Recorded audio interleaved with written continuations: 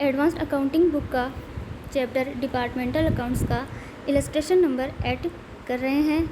एक संस्था के दो डिपार्टमेंट्स है, डिपार्टमेंट एक्स व डिपार्टमेंट वाई, और कुछ सूचनाएं दी हुई है जिनके आधार पर विभागीय व्यापार खाता तथा संयुक्त व्यापार खाता बनाना है। तो एक्स और वाई विभाग के लिए ओपनिंग स्टॉक दिया हुआ है, एक्स का 20,000 और वाई का 12,000। परचेज दी हुई है, एक्स के लिए 92,000 और वाई की 68,000। कैरेज दिया हुआ है, एक्स का 2,000 और वाई का भी 2,000। वेजेस दी हुई है, एक्स की 12,000 और वाई की 8,000। सेल्स दिया हुआ है, एक्स डिपार्टमेंट के लिए 1,40,000 और वाई डिपार्टमेंट के लिए 1,12,000। कुछ इंटर डिपार्टमेंटल ट्रांजेक्शन्स दिए हुए हैं जिसमें परचेज गुड्स के लिए अलग और फिनिश गुड्स के लिए अलग किया हुआ है। तो purchase goods transfer Y to X का मतलब है वाई ने एक्स को कुछ माल हस्तांतरित किया। तो इसमें पाने वाला डिपार्टमेंट है एक्स और देने वाला है वाई। कितने का?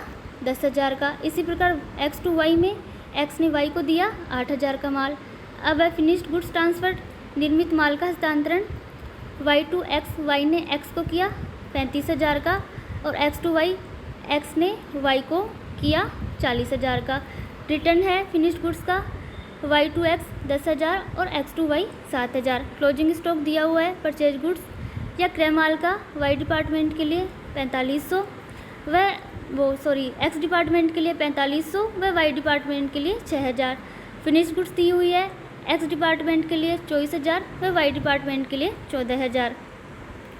कुछ सूचनाएं और दी हुई है कि अंतर्विभागीय हस्तांतरण क्रय माल का तो विभागीय लागत पर तथा तैयार माल या फिनिश गुड्स का विक्रय मूल्य पर किया जाता है, और प्रत्येक विभाग के अंतिम स्टॉक, और कौन सा अंतिम स्टॉक? फिनिश गुड्स का।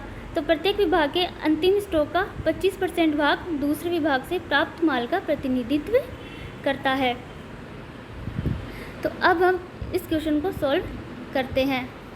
तो डिपार्टमेंटल ट्रेडिंग अकाउंट बनाएंगे जिसमें दो डिपार्टमेंट है, डिपार्टमेंट एक्स और डिपार्टमेंट वाई।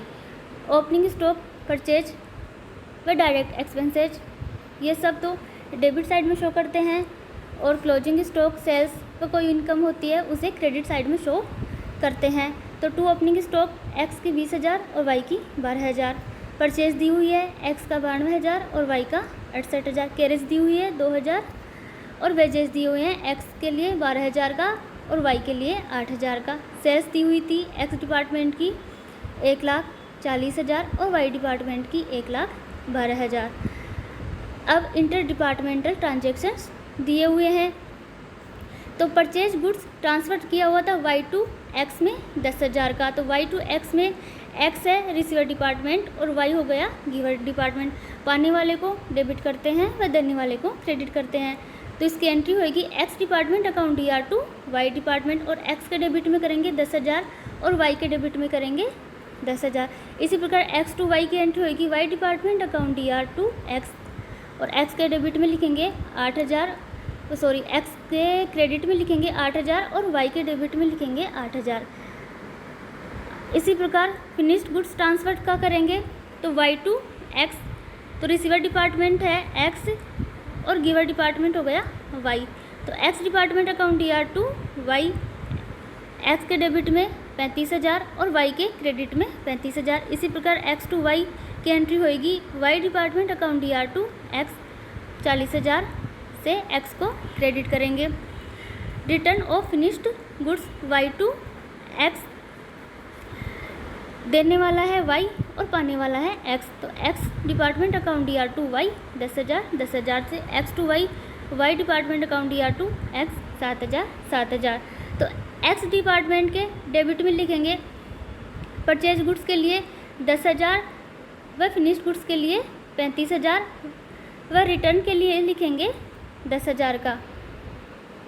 तो to transfer of purchase goods Y to X, तो एक्स के डेबिट में परचेज गुड्स के लिए 10,000, फिनिश्ड गुड्स के लिए 35,000 व रिटर्न के लिए लिखे 10,000। इसी प्रकार वाई डिपार्टमेंट के डेबिट में परचेज गुड्स के लिए 8,000, फिनिश्ड गुड्स के लिए 40,000 व रिटर्न के लिए लिखेंगे 7,000। इसी प्रकार वाई डिपार्टमेंट के क्रेडिट साइड में परचेज गुड्स के लिए 10,000, फिनिश गुड्स के लिए 35,000 व वह फिनिश गुड्स के रिटर्न के लिए 10,000 लिखेंगे।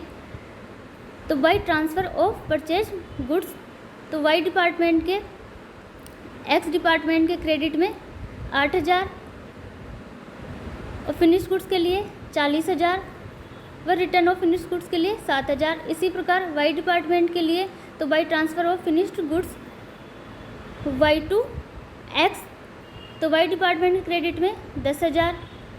इसी प्रकार फिनिश गुड्स के लिए 35,000 व रिटर्न ऑफ फिनिश गुड्स के लिए 10,000 लिखेंगे।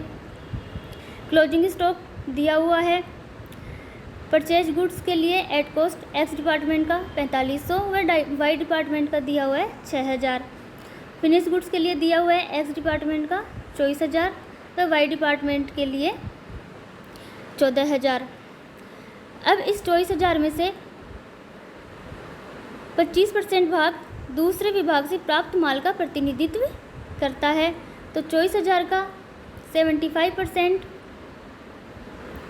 18,000 ये कॉस्ट प्राइस पे हो जाएगी और 25% 6,000 मार्केट प्राइस पे हो जाएगा। इसी प्रकार 14,000 का 75% 10,500 कॉस्ट प्राइस पे और 25% 3,500 सेल्स प्राइस पे हो जाएगी।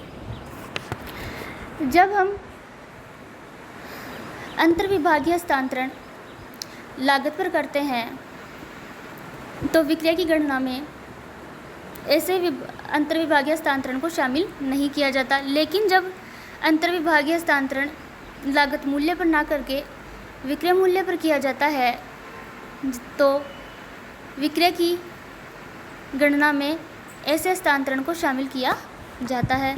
तो अब हम रिजर्व फॉर अनरियलाइज्ड प्रॉफिट निकालेंगे। क्यों? क्योंकि अंतर्विभागीय माल का हस्तांतरण विक्रय मूल्य पर किया गया है। यदि ऐसा हस्तांतरण विक्रय मूल्य पर न करके लागत मूल्य पर किया जाता तो कोई अनरियलाइज्ड प्रॉफिट या स्टॉक रिजर्व नहीं बनता। लेकिन ये लागत मूल्य पर न करके विक्रय मूल्य पर किया जा रहा है, इसलिए इसमें स्टॉक रिजर्व या अनरियलाइज्ड प्रॉफिट बनेगा। तो इसके लिए सबसे पहले हस्तांतरण करने वाले विभाग का बिक्री पर सकल लाभ की दर ज्ञात करते हैं। तो परसेंटेज ऑफ ऑन, तो reserve for unrealised profit in closing stock Y, तो वाई की क्लोजिंग स्टॉक में न प्राप्त हुआ या न वसूल हुआ लाभ कितना है। तो इसके लिए एक वो फॉर्मूला लगाते हैं जो है हस्तांतरण करने वाले विभाग से प्राप्त माल में से बचे हुए स्टॉक का हस्तांतरित मूल्य इंटू हस्तांतरण करने वाले विभाग की बिक्री पर सकल लाभ की दर। तो हस्तांतरण करने वाला वाई विभाग को हस्तांतरण कौन कर रहा है? एक्स विभाग। तो अब इसमें सकल लाभ की दर किसकी ज्ञात करेंगे? एक्स विभाग की। तो एक्स विभाग की बिक्री पर सकल लाभ की दर ज्ञात करेंगे। तो वो कैसे करेंगे? Profit upon total sales into 100। Profit दिया हुआ था एक्स डिपार्टमेंट का कितना था? एक्स डिपार्टमेंट का 42,500 व वाई डिपार्टमेंट का आया था 42,000। तो प्रॉफिट है 42,500 और टोटल सेल्स है तो sales plus inter departmental transactions.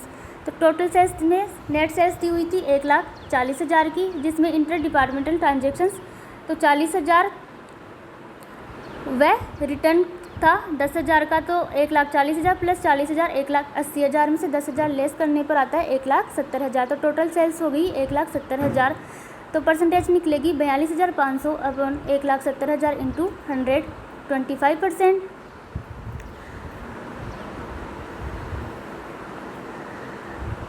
और वाई विभाग के अंतिम स्टॉक में एक्स विभाग से आया हुआ माल है जो है 3,500 रुपये का। तो 3,500 इंटू 25%। तो reserve for unrealised profit in closing stock of Y 875 का हो गया। इसी प्रकार percentage of profit on sales या वाई डिपार्टमेंट के लिए निकालेंगे। तो वाई डिपार्टमेंट का प्रॉफिट दिया हुआ है 42,000, सेल्स दी हुई है तो 1,12,000 प्लस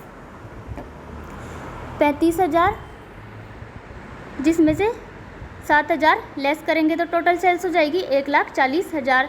तो प्रॉफिट निकल जाएगा 42,000 अपॉन 1,40,000 इंटू 100, 30%।